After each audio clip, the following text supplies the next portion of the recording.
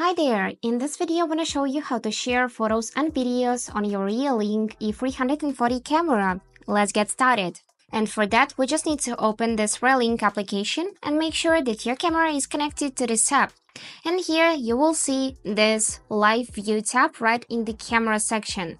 So you just need to select it. And if you want to take a picture, you just need to click this camera icon and the picture is taken. Now you can see this option to share with this picture. So I'm gonna select my friend Cassie to send her this picture.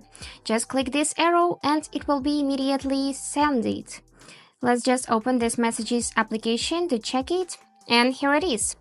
You can also do just the same with videos. So just tap this video icon, record a video. Here you can see the time of this video. And if you want to stop it, you just need to tap this icon once more. And now you can also see this button to share. And that's it, how it works. I hope this video was helpful and thank you for watching.